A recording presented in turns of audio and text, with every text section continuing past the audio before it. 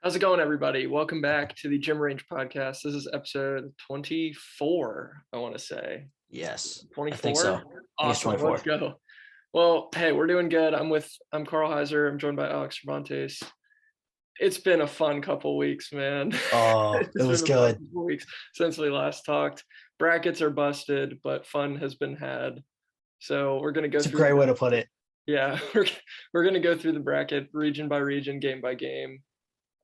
Spend more time on the more prominent results, and then we'll talk about some of the coaching carousel stuff that has already started to crop up around. It's really unfolding. Yeah, first off, we're not going to really talk about the NIT very much, but I did just see on Twitter that Paul Scruggs tore his ACL against Florida. So, thoughts and prayers to Paul Scruggs as he recovers, and congratulations on a great college basketball career.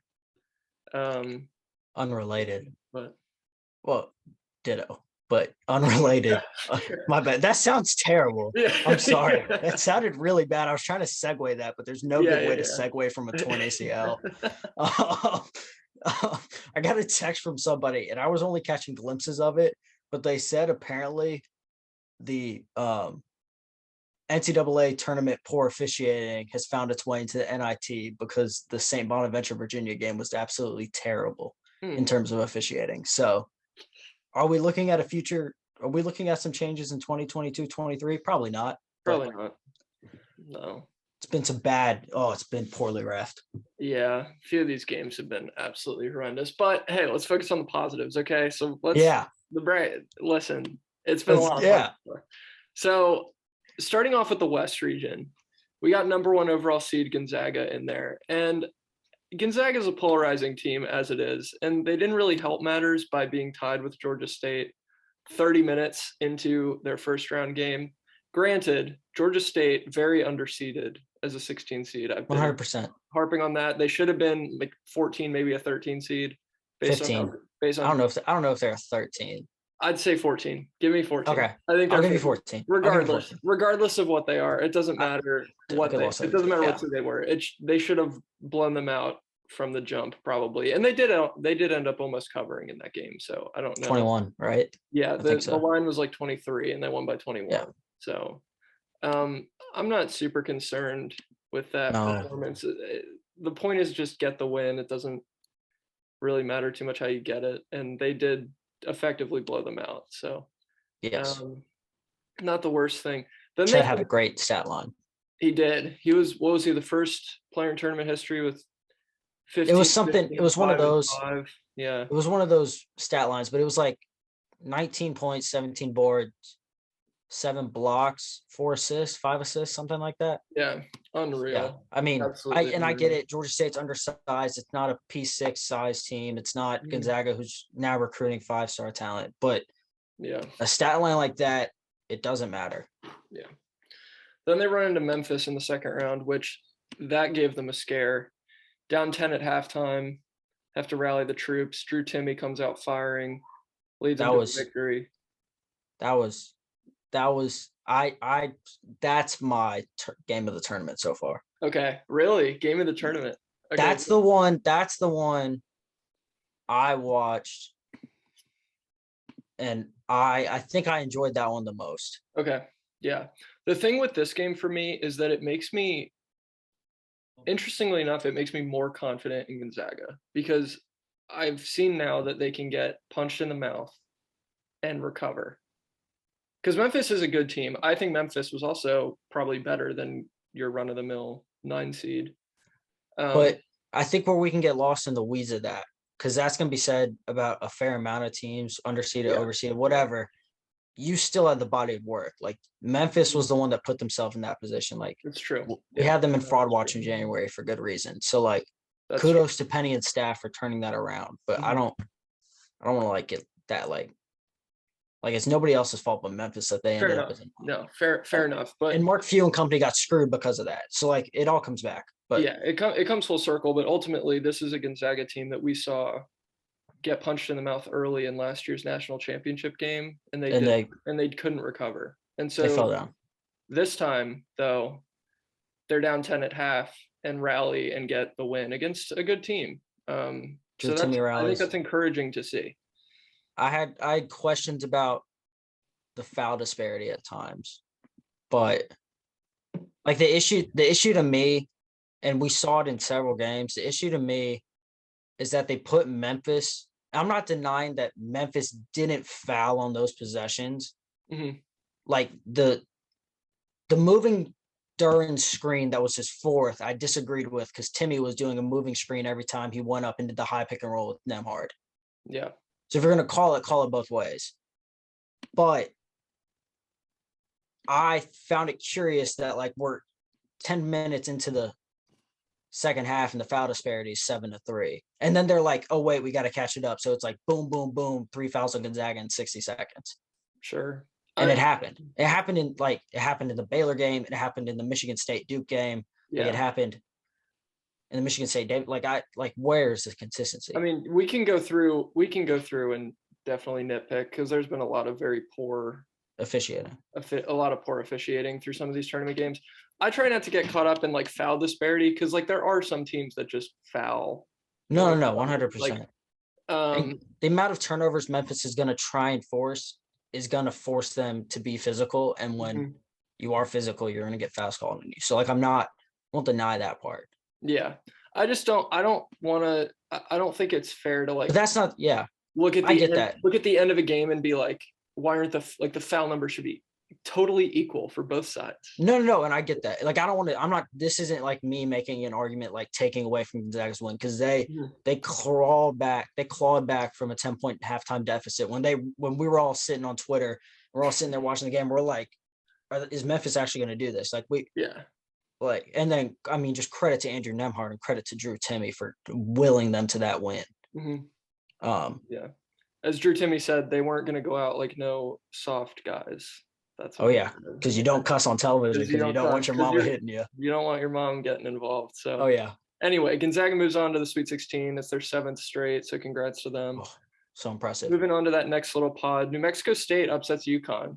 Teddy Buckets, dude. Teddy Allen put that team on his back. Scored probably like, what was this game? It was 37. He had 37. 37. So is that over? Yeah, it's over half their points. Yeah, and I was high on this UConn team because I liked Cole and Sanogo and who's the third? Tyrese Martin. Yeah. Who is not coming back, as it turns out. He just announced that he will not be returning to UConn. But out in the first round, it happens. But I do think of all the 12-5 upsets, this was, I think, the one that I didn't even consider, honestly. Because New Mexico State, this is a team that had lost to Chicago State 19 days prior. Yeah, like not that long ago. And Chicago State is not very good. Not very good. So disappointing end of the season for UConn because I do think they were able to make some noise. And at the end of the day, they did get stuck in a tough region. So who's to say how far they could have gone? But big game for Teddy Allen. And then Arkansas beats Vermont. They overcome the early upset allegation that everyone thought was coming. Yeah. Everyone liked Vermont. They were an efficient team, shot the ball well from a just straight field goal percentage standpoint. One of the best effective field goal percentages in the country. But at the end of the day, JD Note, Jalen Williams get it done. And the must bus keep rolling. And then Arkansas, they keep moving. Ugly game. I didn't watch it. I'm not gonna lie. Yeah. Ugly, low-scoring game. Kept track of it. Arkansas beats New Mexico State 53-48. So, But they're in the Sweet 16. Moving on down to that next one. Notre Dame gets out of the first 4 in a incredible double overtime game. That was a great game. One of the best first 4 games ever, I would say. That was such a good game. Very good game. They take down Alabama in the first round, which not even takedown, they steamrolled them. Steamrolled them. Alabama is a team that was prone to getting steamrolled this year by teams that are worse than Notre Dame. So as far as surprising results go, maybe not the most surprising thing. No, because they played up to competition. They really played down. And I get it. They were hurt. Javon Quinterly, bad injury. Yeah, went down early in the first half. It hurts them. It hurts them. But again, you have Nate Oates. That team had enough talent to beat Notre Dame. Yep, so Notre Dame is done. And then Texas Tech absolutely curb stomps Montana State. You want to talk about two like totally successive different offensive outputs. I mean, those two Texas Tech games. Oh my goodness. Yeah, it's true, because then Texas Tech gets into the Sweet 16 with the win over Notre Dame. Squeaks by Notre Dame. But that's where the defense comes in hand, man. That's where the defense does. I don't remember who said it. It was somebody with the field of 68, but they were like, Texas Tech lives by the mantra that if we foul every possession, you can't call every foul. It's true. They're going to play uber physical, no middle defense. Everything goes towards the baseline. They're going to trap everything that's in the post. Mm-hmm. You got to be able to knock down shots from the perimeter, and Notre Dame didn't do that. Nope. Yeah, I mean, that was the thing that made them dangerous, was their perimeter shooting. So, and they missed a lot of gimmies at the rim. Mm-hmm. It's going to hurt you. Yeah. It's Texas Tech to the Sweet 16. Moving on to the Greenville pod. You got to see these games, so you have a different perspective on them than I think people would who watch them on television. So talk to me about the Michigan State-Davidson game, because you said before in the pre-show that this might have been the best game you've ever watched. It was one of the best games I've watched in person. I'll say that. Yeah. And granted, I'm 19. That is a very limited scope of games. Hopefully there are better games in the future. And mostly are limited to Northwestern. So like the bar is very low. The bar is very low. Yeah. But it was a great game. The atmosphere, I think, too, like I don't think I realized how well Michigan State was going to travel going in. Mm-hmm. Like Greenville, South Carolina. I mean, partially it's Duke. I mean, that kind of like it's still kind of Duke region. Plus, I mean, Davidson traveled so well to that game. Mm-hmm. I mean, they were out in droves. It was so good. I can speak from seeing them at the A10 tournament in DC. Oh yeah. They do travel very well, those fans. It was so much fun. It was such a good atmosphere. It was nice. It was nice after the Duke game, just like have a weight off and like not have to be worried and just enjoy basketball. Yeah. I mean, Davidson just down the stretch just couldn't hit a shot. Like it was sad. And then Michigan State got up, I believe it was like 7 or 8. Then Honjung Lee hit a 3-pointer. Foster Lawyer hit one, and like now you're looking like maybe they actually like claw back and win this one. They did not. Mm-hmm. Michigan State made some free throws down the stretch. Questionable calls once again. Yeah. Bob McKillop on the court screaming at the refs. I mean, it was an exciting game. Left probably 50-60% of the arena very frustrated. But. Yeah. I mean, I like Davidson. I've liked them all year. We picked them in daily picks every time we saw them. Amen. So, they didn't cover. They didn't cover. They did not. We were enthralled. I was enthralled with Davidson in daily picks. Yeah. Oh, absolutely. They were one of our go-tos. But the train ends here. I'm sure. Does. I mean, Bob McKillop's great, man. Like he is. I've met him. I met him. He's so good. Yeah. Yeah. Got to direct him to a recruit. Oh wow. Yeah, it was cool. That is cool. It was on JV.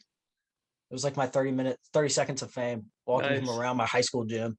Very nice. Oh yeah. All right, next up, Duke versus CSU Fullerton, which you also watched this game. This was one that was never really in doubt. Duke got out to an early lead and never really gave it up. I remember being more like just like not captivated isn't the right word, but more like frustrated with the arena itself. Because I was outside because I couldn't get inside. I had 2 tickets, so like me and a buddy went, and we get to the arena, you know, like normal people. So we're like 15 minutes early. Yeah. Park. We're walking up there, and there's just lines out the door, right? Like it doesn't make sense. Like, what are we doing here? It's a 20,000 plus arena. Like you can get people in the door. I missed the opening 10 minutes of the first half. Like it took that long to get through security. Like I'm just standing out there watching the game on my phone because I can't get in. Yeah. And then I get in, and then it's a slip and slide on the court because they're playing on top of an hockey rink. Yeah. And Wendell Moore almost tears his ACL like 4 times, gets a hip injury. Mm-hmm. Coach K is cussing the people out at the press conference saying the floor is too damn slippery. Like, yeah. But anyway, Duke, against all odds. Yeah, they get the win. Got past CSU Fullerton. Yeah, and then move on to play Michigan State in the second round, which I believe was a good game. Is the 7th time that K and Izzo have faced each other in the sixth? Okay, well, it's Sixth. more than anybody else, more than any other coaching duo has faced each other. This one was tight for a good game. minute. Yeah, this one was tight. I didn't like it. It was a good game, though. I bet you did. Didn't enjoy it. Yeah, we had to do like a welfare check in the Slack to make sure we did. It was necessary too, because I don't think I could have showed up for this episode if Coach K's final game ends in the round of 32 against Tom Izzo. Yeah, like from here on out, you get to the Sweet 16. Good job. Yeah, you get out of the first weekend, you're a good team. Yeah. I mean, if K loses his final game in Cameron to North Carolina and then loses in the tournament before the Sweet 16 to Tom Izzo, it's safe to say the retirement tour was a failure. Yeah, this is fun. And people are going to say it's a failure if they don't get to the Final Four, but the West remains the hardest region. It's the only one that's all chalk. Yeah. So it is the hardest as of right, based on seed. That was a hell of a game. It was a top 5. Duke played itself into a scenario. You're up 9. You let Michigan State claw back because you have some poor stance defensively. I still have gripes about Paolo's defensive effort. Mark Williams affects everything within a 6-shot radius, but if he can't block stuff, everything's open on the weak side putback. Yeah. But shout out to Jeremy Roach and Wendell Moore. They were huge down the stretch. Duke finally felt like it played through Paolo Banchero in crunch time. Like they just went to him. He just bodied. I mean, he's playing Joey Hauser. If he doesn't body Joey Hauser down low, I have a lot of questions. Yeah. Jeremy Roach, almost as crucial. Everyone's going to forget about it, but Paolo's little kick out to Trevor Keels at the top of the 3 to tie the game. I mean, for a guy that's shooting 32% from 3, feels like he hasn't played well since December or since the Clemson game, I guess. Yeah. That was massive. Jeremy Roach hits the 3. Onions. Jeremy Roach, especially. I mean, he's going to be good next year if he really plays like this. Yeah. I think Coach K is going to give him the keys. AJ Griffin needs to be healthy. That's my major takeaway. He went down with that little ankle roll. He clearly wanted to get back in, but as you know from Coach K, he's a big, it's less about all that when it comes down to scenario, and it's just more so who's on the court, like when did we make the run and what's the energy like. So he kept those 5 out there. Yeah. AJ's gonna need he's dropped 4 percentage points in 3-point shooting over like the last 5 games. Yeah. So he's gonna need that's okay, he's still 45% 3-point shooter. Like it's relative. Yeah. But he needs to be able to hit those if they're gonna be Texas Tech, because they're gonna double Paolo, they're gonna double Mark. Both those guys are bigger than the Texas Tech front court, so they're going to be able to skip pass out of it. Keels, Moore, and Griffin especially are going to need to knock those down. Yeah. It'll come down to the playmakers and the shooters in that one to make things happen. But moving on to the East region, the Fort Worth regional games. The first round really went by without issue for both Baylor and North Carolina. North Carolina, one of the biggest margins of victory in an 8-9 game ever. They destroyed Marquette. That was painful to watch. It was a 32-point win. So Shaka Smart, once again, does not get out of the first round. And I do want to shout out Leaky Black here. Because he is arguably the most underappreciated defender in the country. He takes players out of games, and he's not at all in the National Defensive Player of the Year conversation. Yeah. I think he will be next year, but he took Justin Lewis out of that game. He took AJ Griffin out of the game in Cameron. He is UNC's best defensive player. He took Paolo Banchero out of the game in the second half in Chapel Hill. He's so crucial to that team. He can hit the corner 3 or whatever on the kick out from RJ Davis or Caleb Love, but he's going to be instrumental when they play UCLA. Yeah. Especially if Hawkes is out, because I can almost effectively say that Juzang will not have more than 14. Yeah, I would second your assessment that he is an underrated defender. And I think in a year where I think that happens because we're in a year where there's so many elite shot blockers. Yeah, so that's what's getting the attention. You have Walker Kessler, Chet Holmgren. Those guys are going to be the ones in the running, because that's what's getting the attention. But credit to Leaky Black, because he is definitely a good defender. But that second round game between Baylor and North Carolina, man, I want to shout out. Okay, well, first of all, North Carolina gets up 25 in the second half. I'm checking the score. I'm at a lacrosse game. I'm like, okay, I think this is over. And then I check like 10 minutes later, it's going to overtime. I'm like, I was losing my mind. What in the world just happened? And then North Carolina ended up winning. So Baylor could not ultimately complete the comeback and win the game. What a comeback that would have been. Yeah. It would have been tied for the biggest or the biggest? Yes. No, okay. Tied for the biggest because it got to 25 before Manic's ejection. Okay. I want to shout out Leaky Black again because if his missile off the backboard is not in the One Shining Moment video, they're going to have to redo it. You know what they should do? I want them to edit it to where it's Leaky Black throwing it off the backboard and then it cuts to Teddy Allen screaming, bye-bye, bye-bye after the UConn game. I need that to make it. Yeah. Well, there's a couple, like, maybe that's a blooper that won't make it in. It'll get left on the cutting room floor. So maybe what we need to do is take like the One Shining Moments that didn't make the cut. Our best shining moments. Make our own video. That's our end of the year. Yes. Yeah. Absolutely. I think it has to be. So yeah, that was an interesting decision, but it didn't hurt them. They ended up winning. Shout out RJ Davis. Yeah. Not even shout out, like just applaud RJ Davis. Yeah. And it's unfortunate that we did not get to see what this Baylor team's ceiling really was because of the injury bug that they were hit with.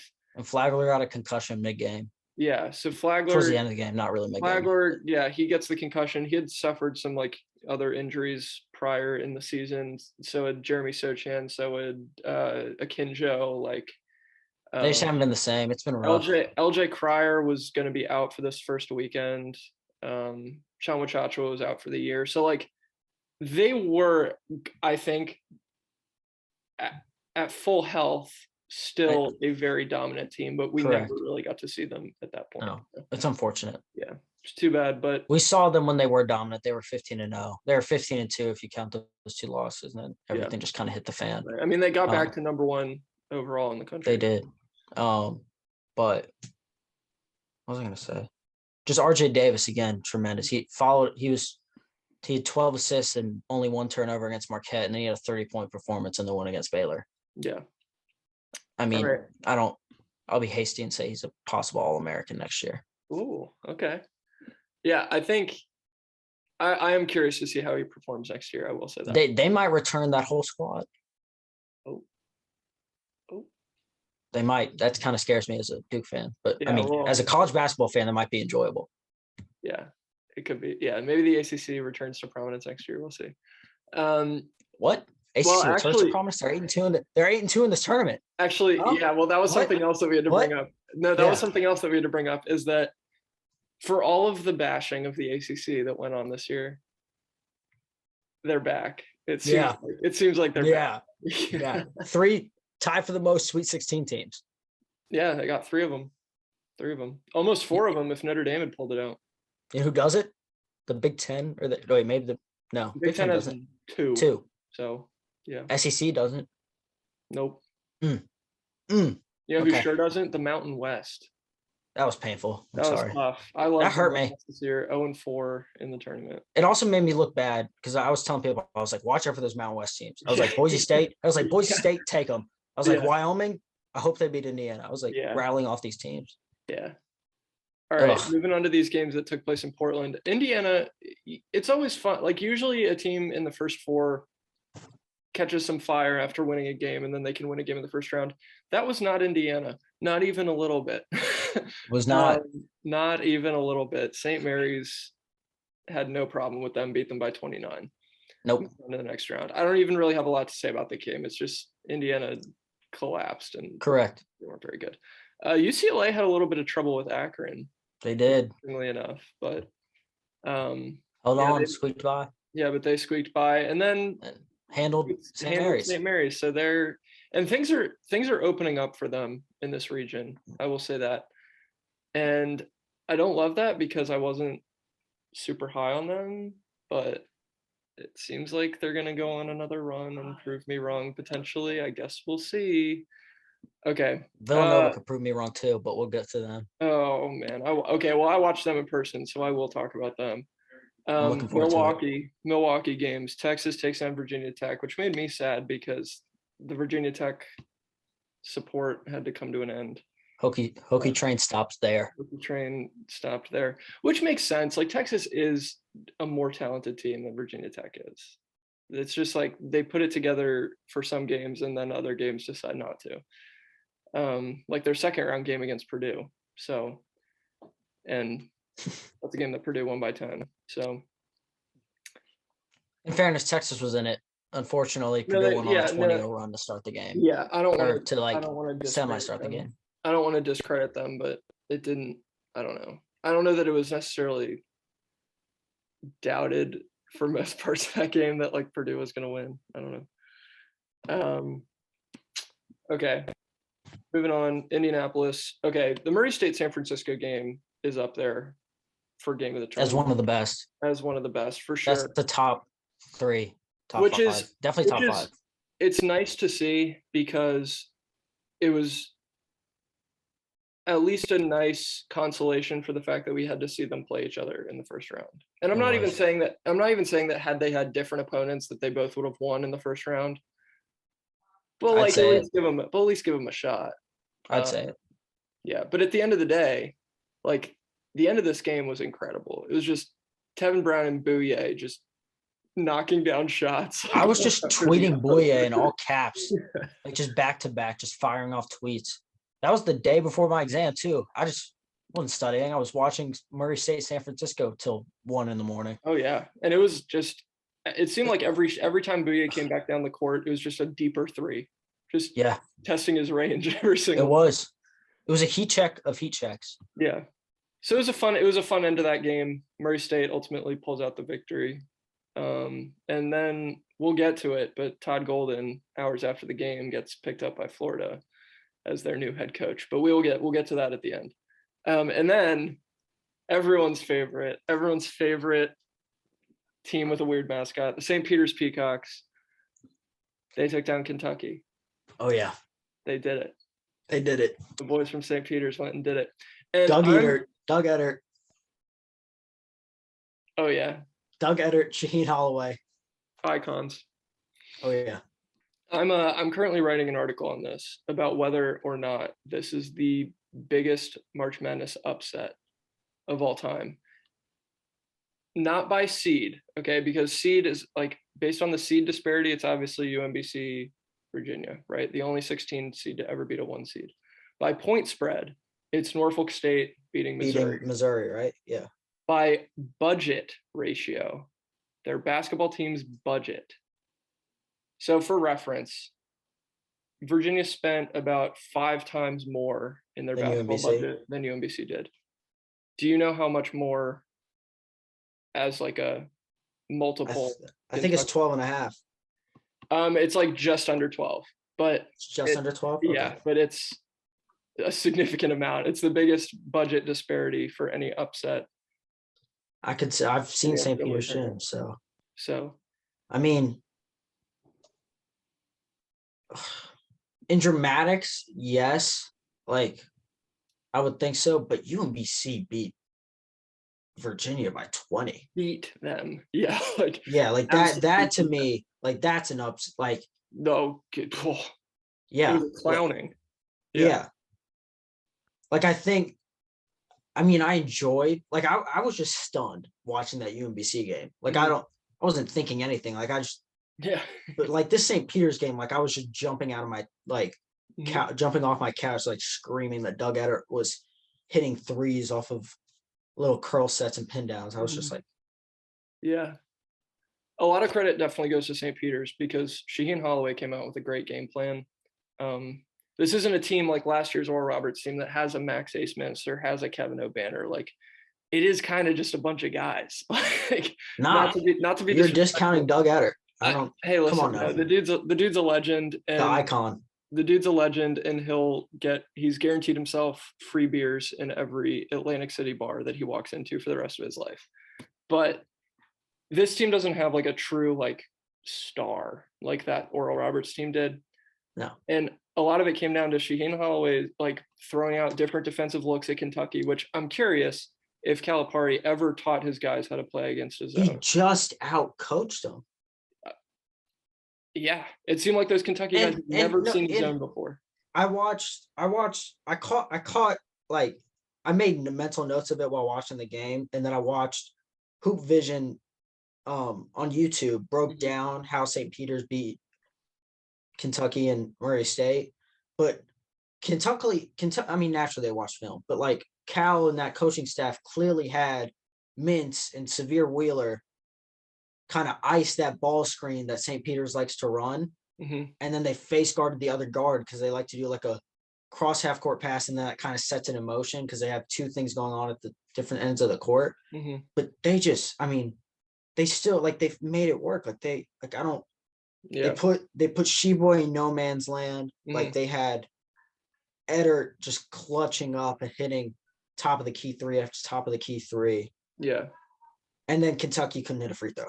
Right. Well, that's to Sheboy's credit. I mean, front runner for player of the year, and he didn't weaken that case at all with this game. He scored like 36 points and had a ton of rebounds as usual. But what people are going to remember it for is he missed 2 free throws at the beginning of overtime.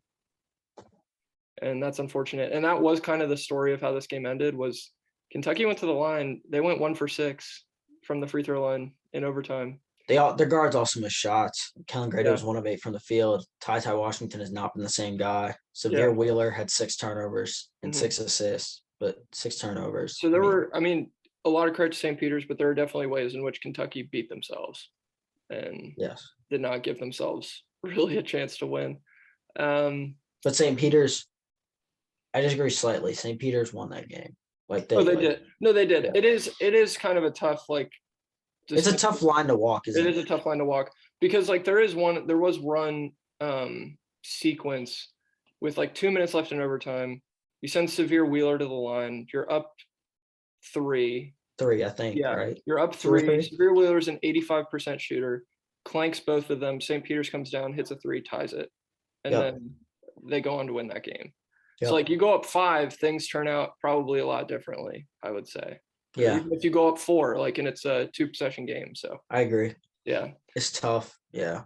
Yeah. But at the end of the day, St. Peter's, they then beat Murray State and are in the Sweet 16. So it's great. I'm loving every second of it. Third 15 seed ever to do it. I think the run stops here.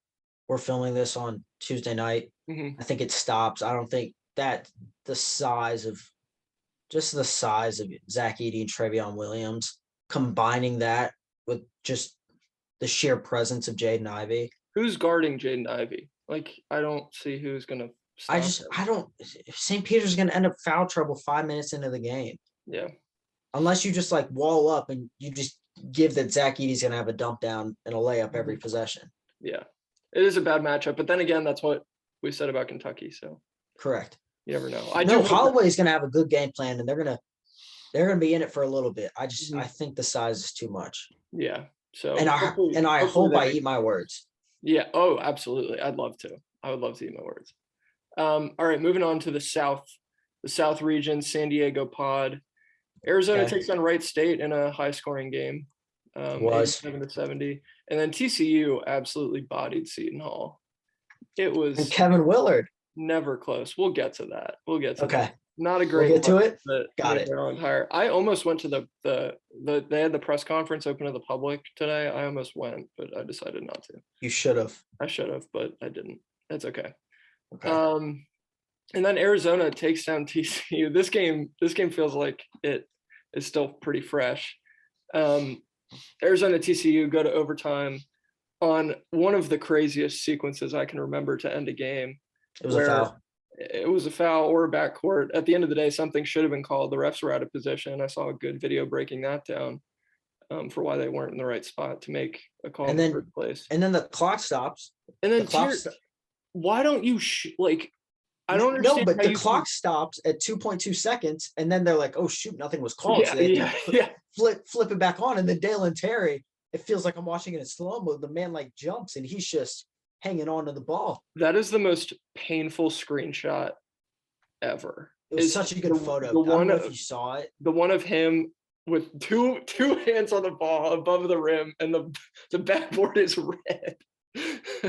Is that like the view, like you see him from behind or from the sideline view? Oh, there's a phenomenal sideline picture that you can find where it's like everyone is up, like you can see the people in the stands. You see, like, it feels like you're like watching like a Jordan jumping from the free throw line. Like everyone's midair, and like you just see it, and like you're like, oh, I know how this ends. Yeah. Well, if they lose that game, that becomes the most infamous like screenshot in I don't like.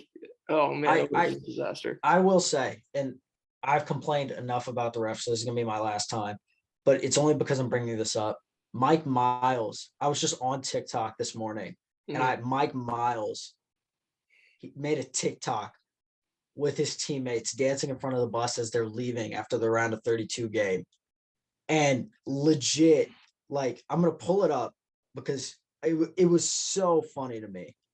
Like he said, he literally like said, when the refs screw you, like, I'm going to, hold on. Man. He said, I got to find it, but the man, he starts dancing and he says, when the refs don't call the foul at the end of the game, and he's just dancing with some teammates in front of the bus.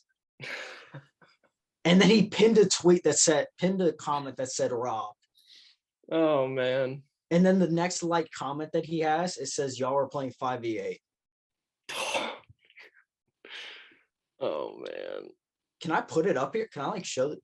I'll text it to you. Yeah, just send it to me. Okay. But the other big thing I want to talk about from this game is Benedict Mathurin took over along with Koloko. But Mathurin, top 10 pick. I don't care what anybody says. That man's a top 10 pick. He hits threes on like the craziest action I've ever seen. The dude is professional bucket getter. I don't know what else to say. His dunk was disgusting. His dunk was filthy. Ended a man's career. Are you taking that dunk or Isaiah Wong's dunk? Probably Mathurin's. It's close though. Mathurin's dunk to me was more embarrassing. Like just the sheer ferocity that he just jumped and then just slammed it. Yeah. However, Isaiah Wong went up, and credit to Jabari Smith for trying to contest it. Yeah. But he puts that on the head of a top 2 pick. It's true. And then goes post game at the press conference, he was like, yeah, I saw Smith there, and then he jumped. So I'm like, oh, I'm gonna get this on his head. I'm like, oh, geez, bro. Yeah. Like, that might do it for me. This is an Isaiah Wong podcast. It has been from the beginning. So it has. Yeah, we show love to Isaiah Wong. Get him on. We need him on here. Yeah, we'll get him on here at some point. All right, the first Pittsburgh pod. I saw these games. So Houston, UAB. Okay, I'll say this. I previewed this region for both Vendetta and Busting Brackets. The only game that I picked incorrectly was this one, was the Houston UAB game. I picked UAB because I thought it'd be fun. Like I wanted Jelly Walker to go on this like Kemba type run and drop like 40 points on Houston. Yeah. That didn't happen. This game was like never in doubt. Houston was very much in control. And when guys like Kyler Edwards, like they just went off like offensively. And that's the Houston team that's very tough to stop. They're always going to play good defense. Always. That's just how Kelvin Sampson does things. But when they have guys who are hitting their shots, it's going to be very hard to stop Houston. And I did not give nearly enough credit this year. No one did. Maybe not, but I specifically was like, they don't have Sasser. They don't have Tremont Mark. Like, how is this team going to do anything? And here they are. They made another Sweet 16, spoiler alert, because they beat Illinois in another game that did not, it never, even if Illinois hung around for a little bit, but it never felt like Houston wasn't in total control of that game. I agree. Yeah, and going to Illinois, they beat Chattanooga. They only led for 25 seconds of this game. They didn't deserve to beat Chattanooga, so it's not like they, I don't think they were anyone's favorite to beat Houston. Houston did go into the Illinois game favorite, actually, I think. So, but Chattanooga though, they got Malachi Smith got a good look on a mid-range, like one dribble pull-up at the buzzer to win the game. He missed it. He said after the game, that's a shot I practice every day. So that's a SoCon Player of the Year. They were a good team, and they led like for the majority of the game, but not the 25 seconds that actually mattered. That's unfortunate. Yeah, it was too bad. That would have been a very fun upset. That's a good Chattanooga team, and I would have liked to see them move on. I don't know that they would have beaten Houston either, but. And then another coach that enters the carousel was quickly picked up. Indeed, Lamont Paris, right? We'll get back to that. Yeah, we'll get back to that. Yeah. All right, Indianapolis. This was the first game of the tournament. Colorado State, the first game of the first round, rather. Colorado State, Michigan. Michigan, a lot of people didn't think they should even be here in the tournament, but it doesn't matter because they have won 2 games. They shouldn't have, but credit to them for still being alive. Yeah, no. I mean, if you win the games, you win the games. Exactly. That doesn't change anything about whether or not. And you beat 2 really good teams. They did. No, they beat 2 teams that are better than them. I think that's safe to say. At least one team that's better than them for sure. I think Tennessee is better than Michigan, but yeah, it doesn't matter because Michigan beat them. Correct. So, yeah, Tennessee bludgeoned Longwood, like broke them over their knee, like Payne did to Batman. It was literally. To me, it was like Rocky IV. If he dies, he dies. Yeah. I was like, geez. Yeah, it was watching that at like 3:40 in the afternoon. I'm like, why? You didn't need to do this. Mm-hmm. But then Tennessee, like that was confirmation for a lot of people, especially after the SEC tournament, that this Tennessee team, this is going to be different. They're going to go on a run. Rick Barnes is going to make something happen in the tournament.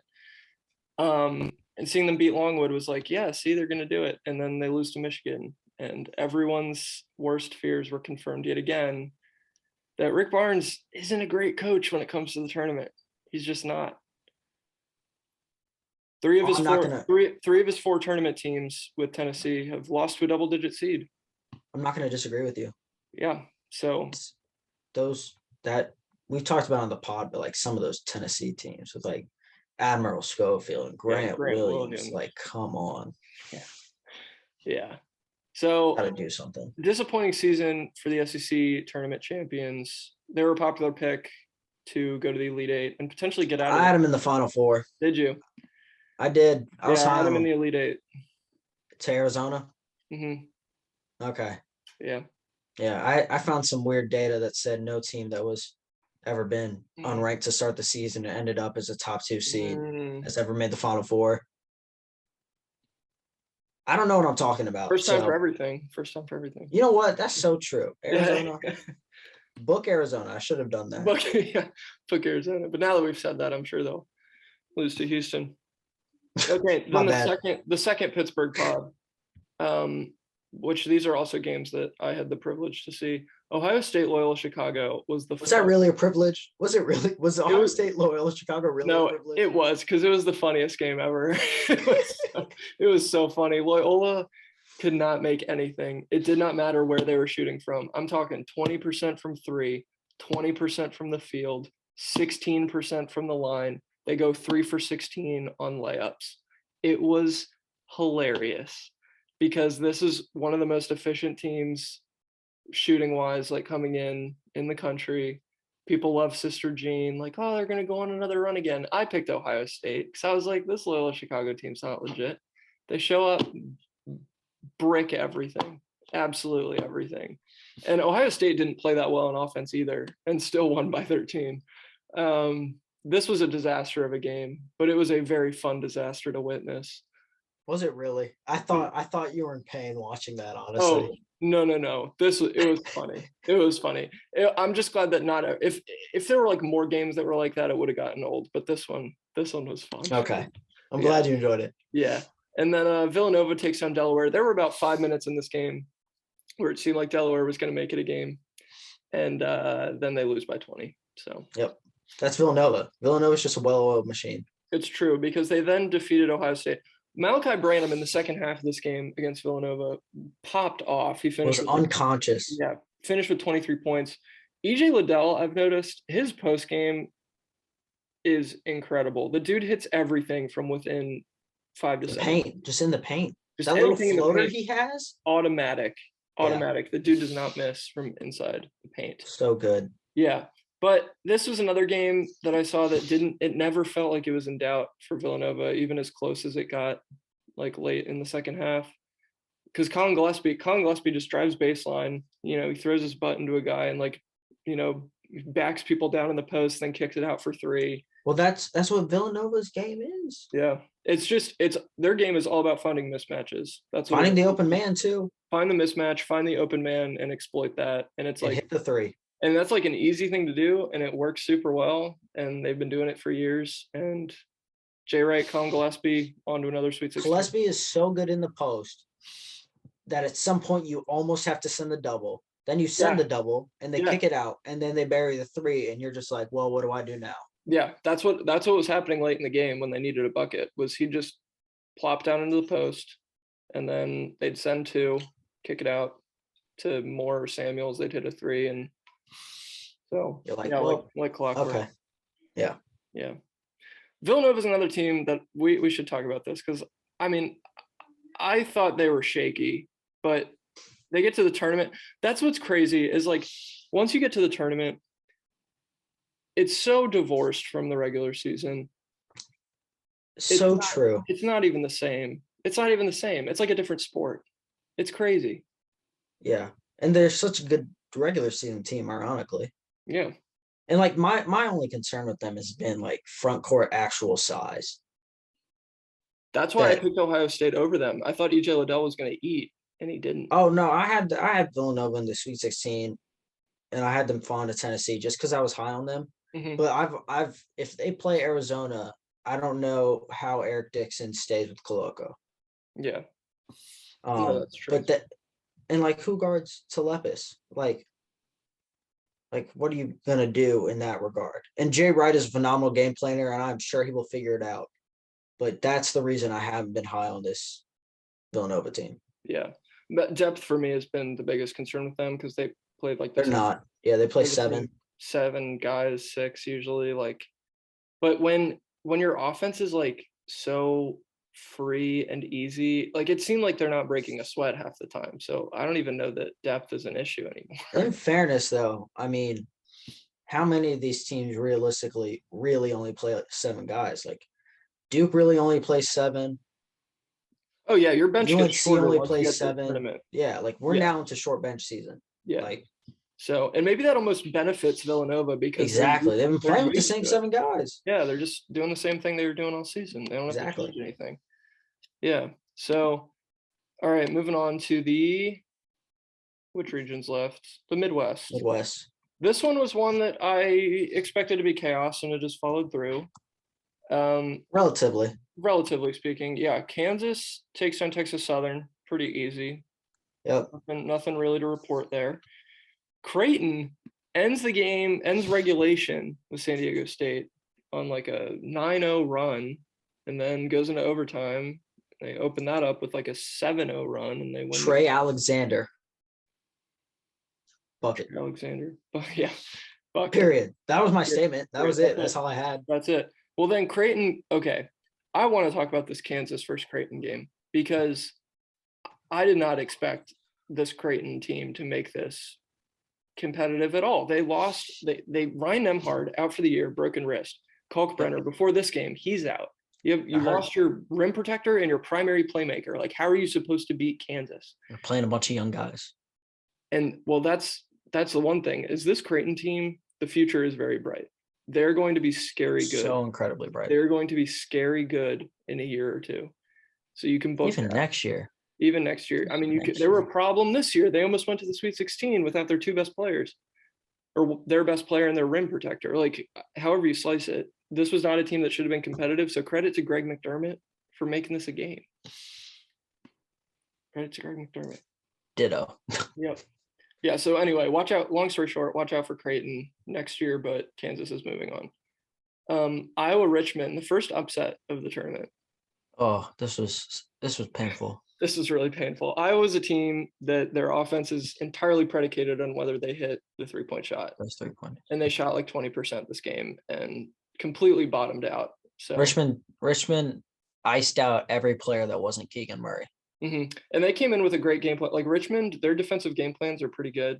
I watched them in the NCAA tournament. And when they beat Davidson. And when they beat Dayton before that. Like they throw out this press that just like, I don't even know that it's like very good, but it's the intensity's high and that like makes just hectic. Mistakes. Yeah. So, yeah, but Richmond pulls off the upset. Jacob Gilgard had a big game. Golden had a big game. So they move on in an unlikely upset, because a lot of people thought I was hot. They're going to the Final Four. They're going to the Elite Eight. I was not one of those people. I had Iowa dropping in the Sweet 16 to Kansas. Yeah, that's where I had them too, but unfortunately they lose in the first. I'll take that one. And then Providence takes down South Dakota State.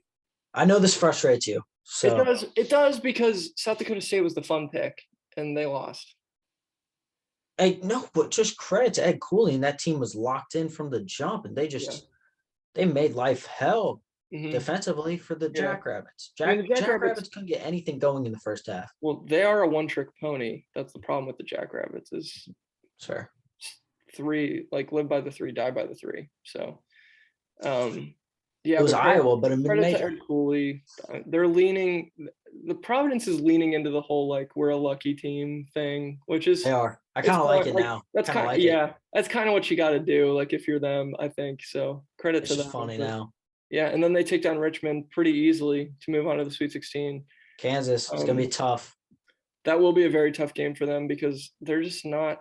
The thing with Providence is like they're good at winning, but like they're not good at anything else. Well, but you know what I mean?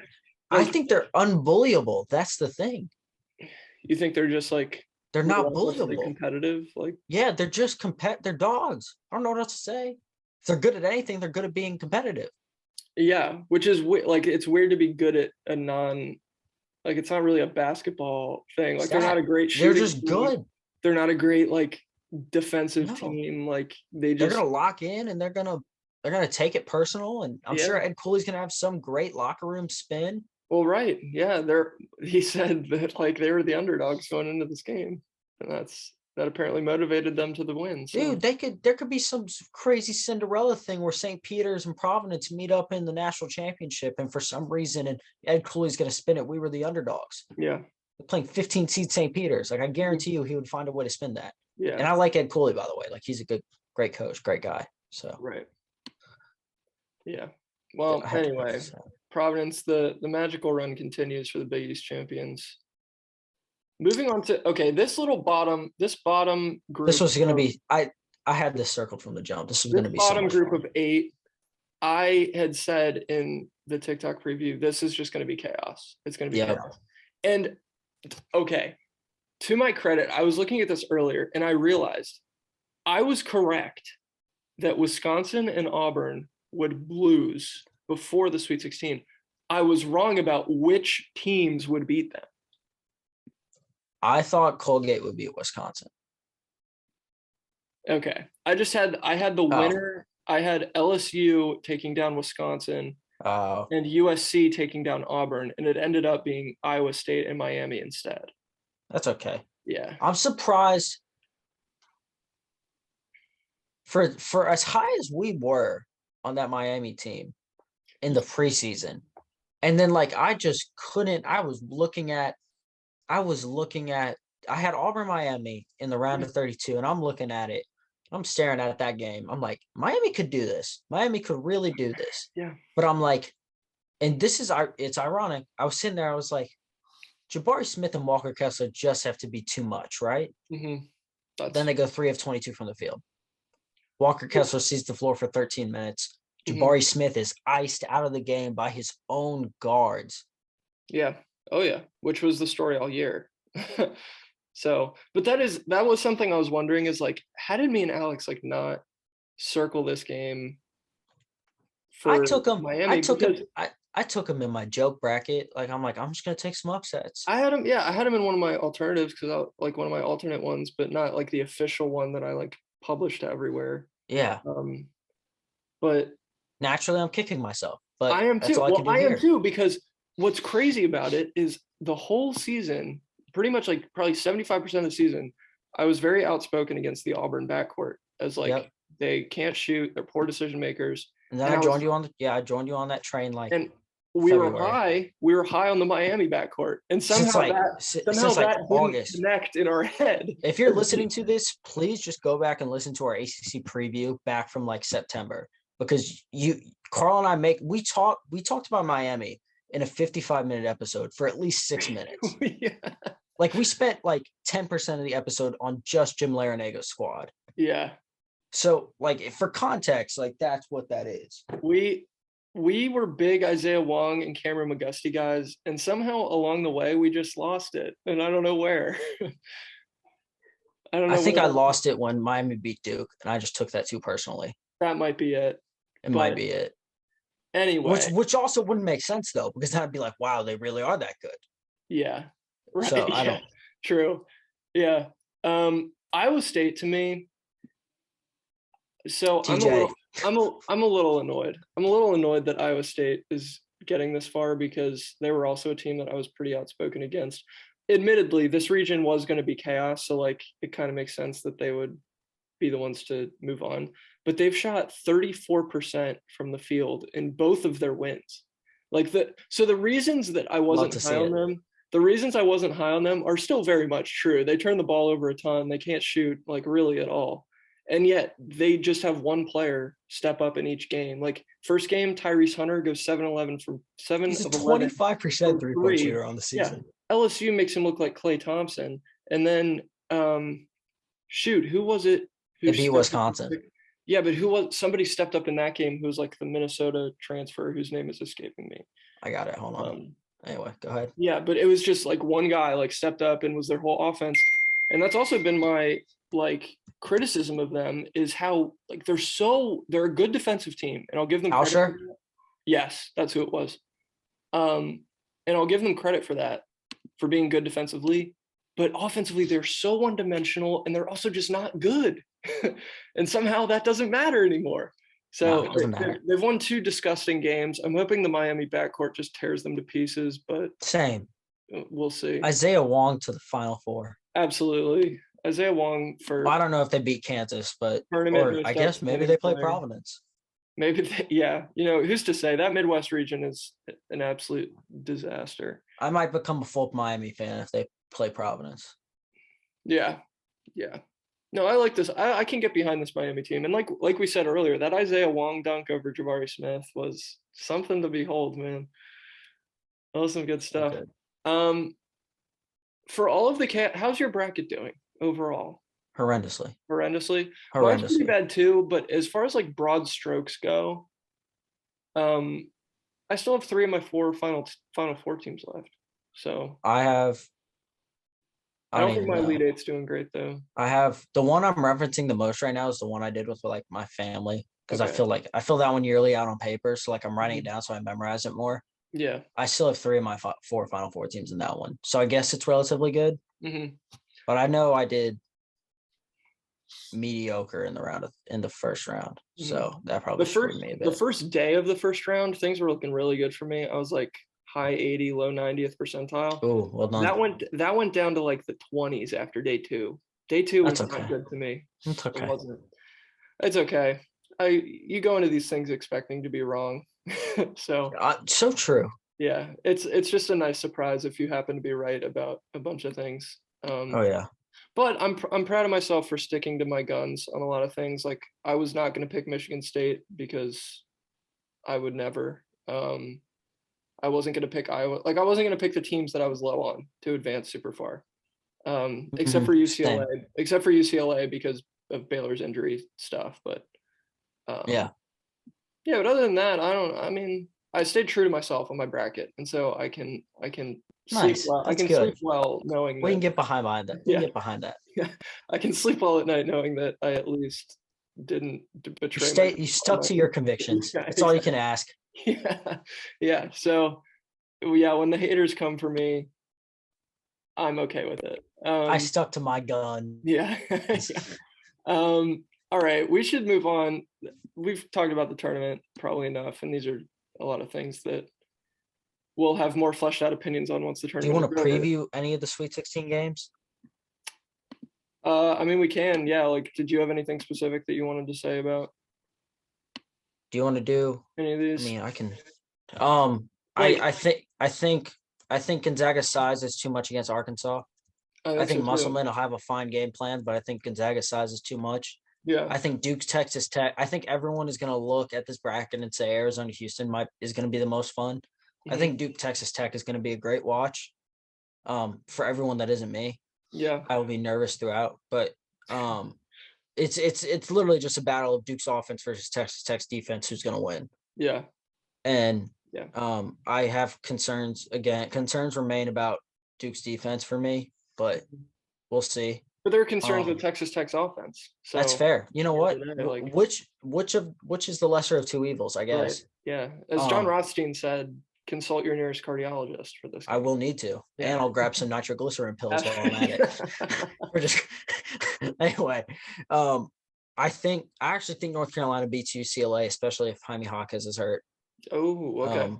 Yeah, I just think especially if Brady Manick. There's some like weird thing on Carolina Twitter. I think that like there's some worry that he's not going to play. I don't know why he wouldn't. He's going to play. I heard that from somebody else, so don't quote me specifically on that. He hurt his elbow, like. No, I don't know. Like I don't. He's going to play. He's going to stretch that floor, and he's a tough guard. Again, I've said it here. Purdue's size is too much against St. Peter's. As much as I want to see them win. Yeah. Arizona Houston is going to be a lot of fun. Kelvin Sampson. That will be a very good game. That'll probably be the best game of the Sweet 16. Mm-hmm. Though Texas Tech Duke's probably close. Yeah. Michigan Villanova. Hunter Dickinson is finally like really playing well and like attacking teams. Mm-hmm. But I just think Jay Wright and Villanova are too much. They're too consistent. And Conn Gillespie just taking apart that Villanova backcourt. Mm-hmm. Not Michigan backcourt. I don't know why I said Villanova. Yeah. I hope Bill Self and the Jayhawks steamroll Providence. Mm-hmm. Mostly because I had them. We both had them as our preseason national champions. So yeah. I think we need for that take to at least look all right. They need to at least make the Elite Eight. Yeah. Oh, absolutely. And then I think I hope again the Midwest. I hope Miami can just beat Iowa State. That would be. I think they should beat Iowa State. Nice. And I think that's I don't want to see a Big 12 rematch. I want to see Kansas play Miami. I don't. Those guards. Yeah. Yeah. It's just in the name of fun. That's the pick. In the name of fun. In the name of fun. At this point, when your bracket's busted, you just root for the most fun. And correct. As long as Iowa State is in this tournament, we're not having fun. Okay, I'm sorry. I'm sorry to the Cyclones fans, but credit to TJ Otzelberger though. He's done a phenomenal job with this team in year one. So, and that's as much as I can dislike Iowa State as much as they want, but they're hanging a banner at the end of the day for making the Sweet 16 at the minimum. So there you go. All right. Do you want to get into some coaching carousel stuff? Absolutely. As seasons are ending, new eras are beginning with some of these programs. Some people have wasted no time in hiring the next guy. Does John Shire replacing Coach K count? No, we've known about that okay. Well, that's also not Coach K is still the coach. He hasn't lost yet. So that's fair. Yeah. Who should we talk about first? Do you want to talk about Golden first? Let's talk about Todd Golden. Yeah, former head coach of San Francisco gets picked up by Florida hours after losing their first round game. I have conflicting thoughts on this. I'm not totally sold about it because he's Golden's been a head coach at San Francisco for 3 years. That's the extent of his resume. He's been an assistant at San Francisco. He was an assistant under Bruce Pearl at one point before that. So he's been around for a minute, but as far as actually being the head coach, he's only been doing that for 3 years. And in that time, San Francisco has a good overall record, but their conference record in the WCC is 23-22, which is not super impressive. In his first season, maybe his second season, I can't remember which one, they finished behind Pacific in the conference, which you never want to finish behind Pacific. I'm just curious. I'm not even trying to say he's a bad coach or anything, because I don't think that's true. I'm just curious about what the process was for Florida in making this decision. Oh, he did a Q&A with The Athletic. I can read it. I have it up. Mm-hmm. I know he's a very analytics-driven guy. Well, this is what he said to The Athletic. After we got eliminated, things sped up pretty quickly. I felt fortunate to meet with Scott and Linda Teeler and Chip Howard, and we came to a resolution quickly Friday before we got on a plane heading back to San Francisco, which you got to feel for the Dons in that scenario. Like, that's just tough. Yeah, that's tough. He said it all moved really, really fast, and I think both sides felt really comfortable. Mm-hmm. And then he said that he talked with Billy Donovan and Chandler Parsons about what the Florida job means and what it's supposed to be. Oh. But I think to me, like, reading this, I think I was kind of in the same boat as you, and maybe I'm a sucker for a good, like, media conversation Q&A that makes you look good. But he does seem to me have a good kind of plan. Like he said first and foremost, he's going to look to grab the in-state Florida kids. Okay. Which, and again, like, it's not football, so you're not going to have like territorially like driven like recruiting circles. Yeah. But he said he highlighted like, I want to win in-state recruiting. He said Atlanta, which is literally, I mean, it borders Florida. Like, he's like, Florida has never tapped into Atlanta enough. Then he was like, probably the DMV area. Those are the three areas I'm going to look to. Please, no. The DMV area is going to be tough. Yeah. Because I mean, to me, like Duke, and then even like you got to figure Maryland gets back into it. I would hope so. Yeah. I mean, anyway, that, not trying to get lost in, but he was like, I'm looking internationally. He's like, he said, now I'm at a bigger position, so now I feel like I can compete with Randy Bennett, who is former coach. Like, yeah, he's like, I can compete with Randy Bennett in Australia. He was like, also, and just in Europe, I can compete with Gonzaga and Arizona and all these schools that recruit internationally. So I think he has a good plan. Obviously, I'm not a fortune teller, so I don't know how this is going to work out. But yeah, I don't know. Florida's tough, because the whole reason Mike White stepped down from the job and took the Georgia job was because he felt that a segment of the fan base was too like, the expectations were too high. Not even like the criticism was too much, and he was worried about its impact on his family. Yeah, I've heard about that one before. So like, it's going to be a tough job.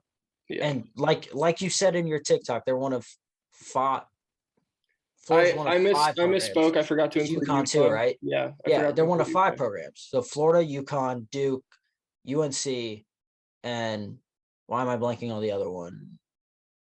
Villanova are 5 programs that have won 2 national titles in the past 2 decades. Yeah. So I mean, it is like it's a big time program, and I'm excited to see what he can do with like the increase in resources and the increase in like budget. Like, he's gonna have a lot of fun toys to work with. So, and I mean, you've got Montverde and IMG right there. Those are 2 mainstay national powerhouses in high school basketball. It's a fantastic job for Golden, absolutely. Yeah. But I just would like, I guess I'd be more comfortable with someone with more experience. Someone with more experience, and someone with a bigger track record of like winning games at a high level. I get that. To me, and maybe it's like the impact of like Shire taking over the program I love.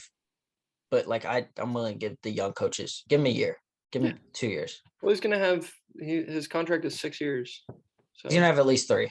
Yeah, he'll have probably 3 years to figure it out. And the SEC is getting tougher by the day. So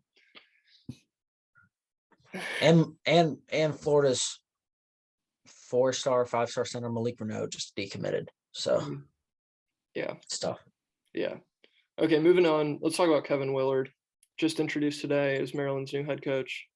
I'm gonna let you talk about him. From Seton Hall. I have, like many things with Maryland basketball, I've convinced myself that I like this. I've talked myself into liking it because I want to be optimistic about. This is quite a 72-hour period. You went from like not iffy.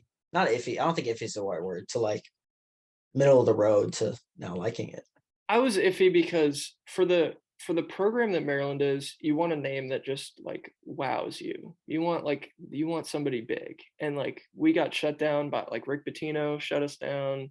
Bruce Pearl signed this big extension. You know, Andy Enfield gets locked up. Even like guys like Steve Forbes get locked up. Like, so it almost felt like we were settling a little bit. But with all the praise that has been heaped on Willard by pretty much every member of the national college basketball media, I'm coming around a little bit to the idea. He's very good with player development. Yes. And he has talked about wanting to like really tap into the DMV as far as recruiting goes, which like can be tough. It is tough because the DMV gets poached by a lot of other programs. Yeah. And so it's tough. Like Luka Garza was a DMV guy. Like Hunter Dickinson was a DMV guy. Like you can look all over the country at these big name programs. There are DMV guys everywhere, and not Duke poaches the DMV guards. Yes, it's true. Yeah, that is true. Keels from Keels, Roach, Nolan Smith, like the list goes on. Right. So that will be something that's tough with, at the end of the day, it comes down to the staff that he hires. Like if he hires staff with strong local ties, then I'll feel a lot more confident about his ability to recruit here. For me, the thing that I've struggled with a little bit is the resume just on paper looks very, very similar to Mark Detergent, where it's you rack up a ton of wins in the regular season. Like Willard had 6 or 7 20-win seasons at Seton Hall in 12 years and went 1-5 in tournament games. And it's like, I don't want another coach who can't win in the tournament. We just had that. Yeah. So that's something I'm a little concerned with, but at the end of the day, a change needed to be made. And I think we got somebody who I think he'll do fine. So I'm not like, beating myself up over this hire, but I'm also not like totally in love with it yet because I've been hurt one too many times. So yeah, that's I'd give, if we're grading these, I'd give the Golden hire like a C+, and I'd give the Willard hire like a B-, like a B-. Okay. Yeah, B-. Other big ones, McMahon from Murray State goes to the LSU job that was vacated by Will. Not even vacated. He was fired. He was fired. Yeah, he did not vacate it. Yeah, LSU kicked him out.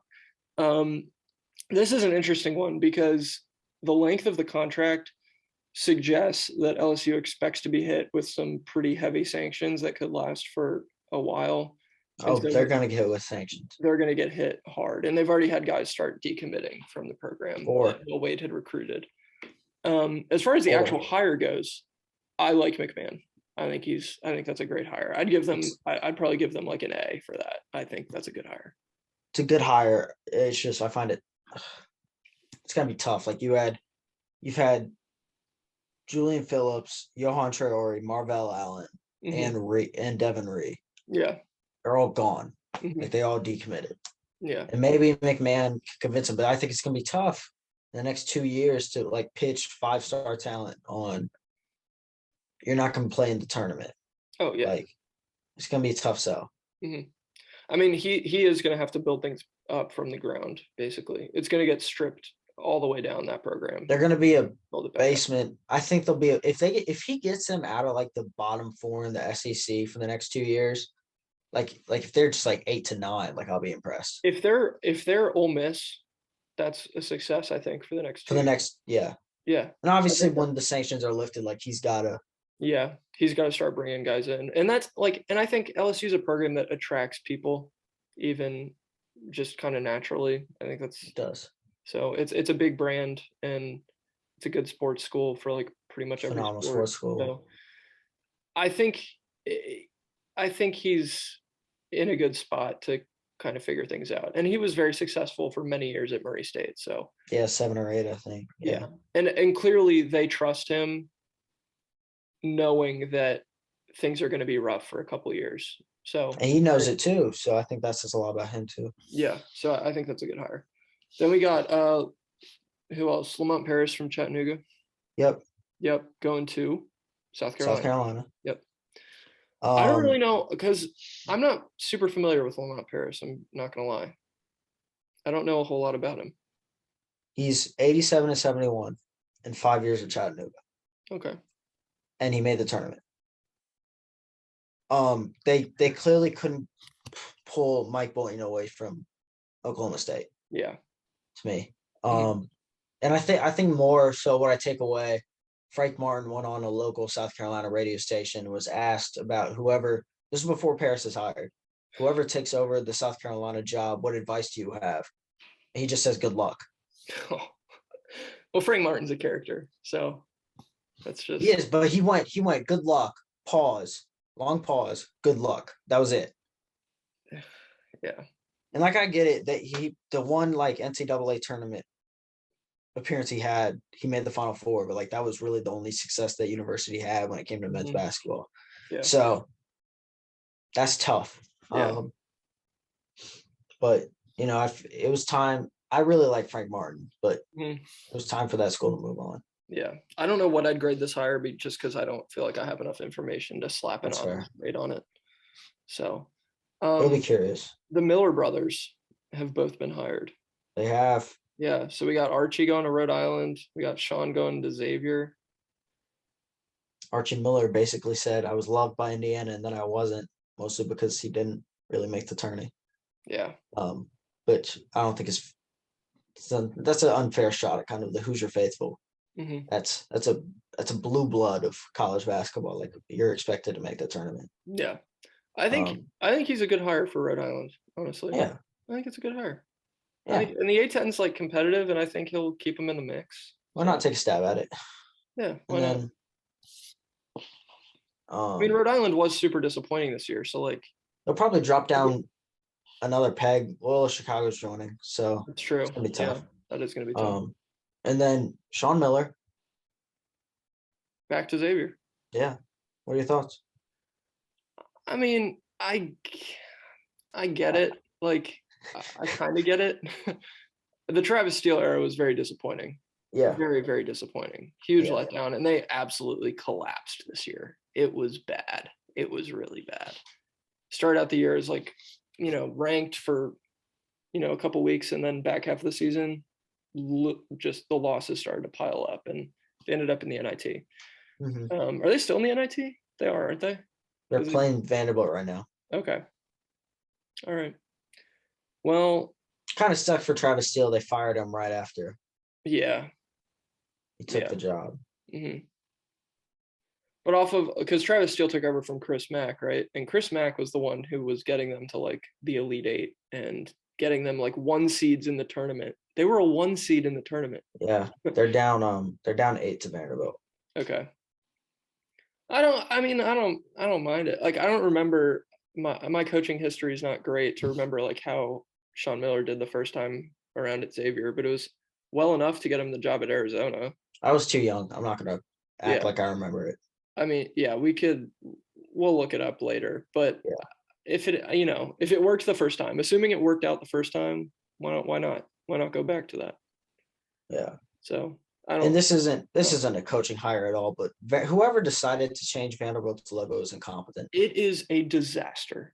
I hate it. Like I took that. So I saw that. I woke up to that news this morning. I was like, who actually thought this was a good idea? The star is iconic. You can't get rid of it. No, it looks so good on a baseball hat. Oh yes, I know. I love their baseball uniforms, and now they're gonna just. Ugh. They're gonna have that. I saw somebody compared it to. It might have been Roger Sherman. He compared it to like if the Virginia Cavaliers' new logo and the History Channel logo had a baby. Yeah, that's pretty good. I saw it was the Reddit CFB Twitter account. And they posted a meme of Darth Maul from episode 1 of Star Wars. Oh no! Igniting the first half of his lightsaber, and it was the Vanderbilt V, and then the second half, and it was the Xavier X, because like they just look the same. The V and they do. It's just shaped the same. That's a reference maybe some people won't get, but I thought it was funny. I enjoyed that one. Yeah, it was a good one. Yeah, but that one's bad. Any other coaching stuff? Mike White to Georgia. Do we care at all? We talked about it though. I think that was more just familial pressure. Yeah. It's Georgia. You're not gonna have any pressure to win at Georgia. Mm-hmm. I mean, there's gonna be pressure. You just got high. What about the K-State job? Jerome Tang. I'm giving that an A, actually. I like it. I think it's really good, especially because there's precedent for like longtime assistants at successful programs doing well, and it's Tommy Lloyd. I mean, I know the media praise for Tang was just through the roof. Like he needed a high Power 5 job. Mm-hmm. He doesn't like he's built Baylor with Scott Drew, so that's a good enough precedent. He doesn't. I don't know where we set the bar, like where we want the head coaching experience versus like he's had enough success recruiting and building a program at a high level. And then winning a national championship last year with Scott Drew. Yeah. So where like that's enough to like make that leap. And I hope he does. I hope he's successful. Well, that's kind of my thing is I gave Tommy Lloyd the benefit of the doubt, so I'm giving Tang the benefit of the doubt. That's fair. Yeah. It's fair. So I'd give that like an AA minus probably. I don't know. Okay. I think it's good. I made notes of like other ones. Okay. I mean, I really like the Kenny Payne Louisville hire. I really like that hire. I mean, he played there, won a national championship there in '86. He played with DJ Wagner, top 3 player in the 2023 class. Yeah. I mean, if you're going to try and build a program, what better way than a 6'2" guard out of Camden, New Jersey? Played with DJ's grandpa. So like, if anyone's going to steal him from Cal, it's Cal's longtime former right-hand man. Yeah. It's a good call. It's a good call. It's going to make Louisville, Kentucky more fun. It's true. It could use a solid injection of fun back into that rivalry. But what are your thoughts on the prevalent Shaheen Holloway to Seton Hall rumor? I mean, that's who Kevin Willard like all but named him as his replacement. No. He just named him. Yeah. He named him as his replacement. Yeah. Like I think he tried to clarify later and say that he wasn't like trying to put pressure on him, but like he threw his weight behind him. Yeah. You've got to do it. You played there. Right. He played there. He's phenomenal. Yeah. Coach right now. You've seen him with St. Peter's. He's already won more tournament games than Willard has in his whole career. Listen, he's another guy that I have to X off my list, especially after this carousel. I have to like go back to I had an article for possible Chris Collins replacements. A lot of people have to be axed. The list is getting shorter and shorter, but the list is very slim. Collins for another year. Got him for another year. We'll see. Yeah, maybe some people.